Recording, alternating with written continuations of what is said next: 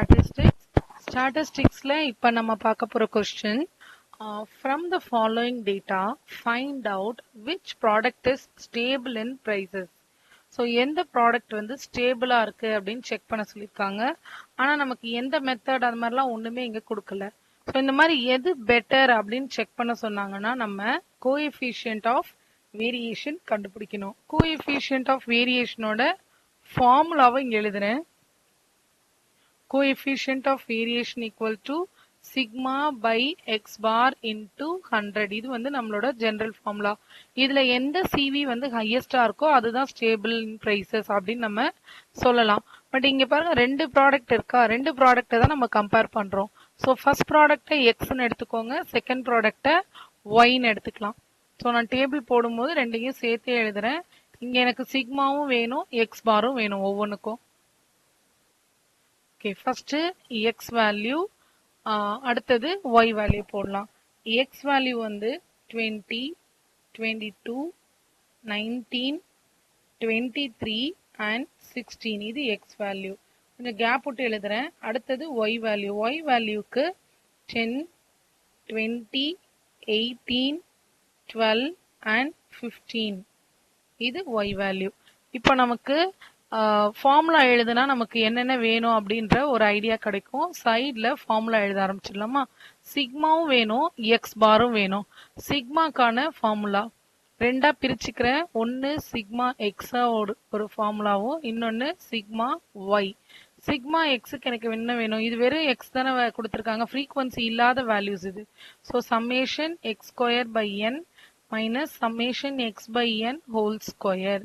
அதே சிக்மா ஒய்னா என்ன பண்ணணும்? இது ஒய்ல எடுத்துக்கணும். Summation y square by n minus summation y by n whole square. அப்போ எக்ஸ் ஸ்கொயரும் ஒய் ஸ்கொயரும் வேணும் அப்படின்றது அர்த்தம். என் டேபிள்ல எனக்கு என்னென்ன வேணும்? X square and y square.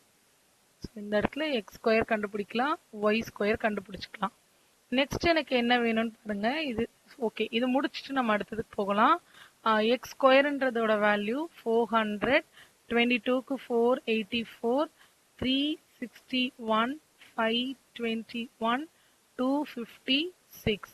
Summation எக்ஸோட டோட்டல் 100, இதோட டோட்டல் 2030.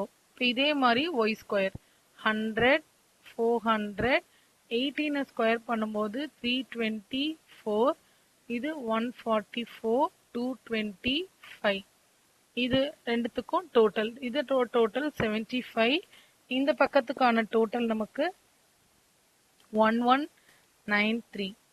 இதெல்லாம் கொண்டு வந்து ஃபார்முலால சப்ஸ்டியூட் பண்ணா நமக்கு ஸ்டாண்டர்ட் டீவியேஷன் கிடைச்சிரும். ஸோ ஃபார்முலா எழுதியிருக்கோம். Sigma x equal to root of summation x ஸ்கொயர்ன்றது 2030 by number of data minus summation எக்ஸ்ன்றது 100 பை 5 whole square. 2030 by 5ன்றது 406 minus இது 20 whole square, so 400. 406 minus 400ன்றது root 6. root 6க்கு நம்ம ஸ்கொயர் ரூட் எடுக்கும்போது answer 2.4 something போயிட்டே இருக்கும். Round of பண்ணா 45. இப்போ இதே மாதிரி ஒய்க்கு பார்க்கணும் அடுத்த வேல்யூக்கு. So sigma y equal to root of இதோட டோட்டல் வந்து 1193 divided by number of data minus 75 by 5 whole square. So 1193 divided by 5 ஓட வேல்யூ 238.6. 75 by 5 ஓட வேல்யூ ஸ்கொயர் பண்ணா 225. இதுக்கு ஸ்கொயர் ரூட் ஆஃப் 13.6. 13.6க்கு ஸ்கொயர் ரூட் எடுக்கும்போது 3.69.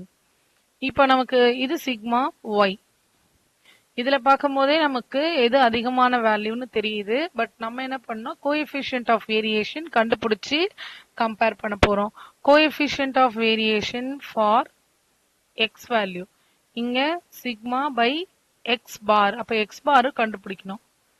எக்ஸ் பார் கண்டுபிடிச்சிட்டு இங்க வரலாம். x bar ஓட formula summation x divided by number of data. Summation x 100, 100 by 5, so equal to 20. அதே மாதிரி y bar summation y divided by n.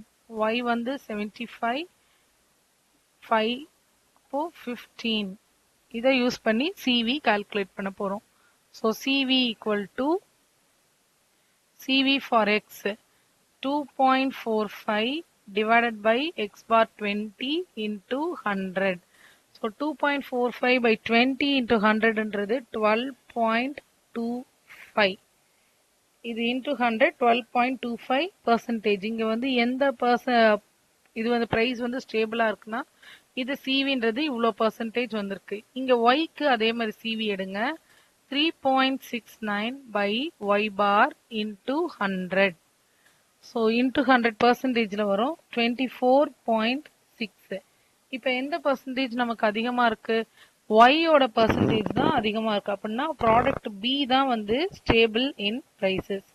Sorry, product A is more stable in prices. ஏன்னா coefficient of variation எது கம்மியா இருக்கோ அதுதான் நமக்கு stable இன் பிரைசஸ்ன்னு சொல்லணும். So இங்க நமக்கு வந்து prices in prices of product A, product A is CV of prices of product A is less than product B. Therefore, product A is more stable in prices. இந்த மாதிரி ரெண்டு டேட்டா கொடுத்து check பண்ண சொன்னாங்கன்னா CV எடுத்து தான் நம்ம check பண்ணணும்.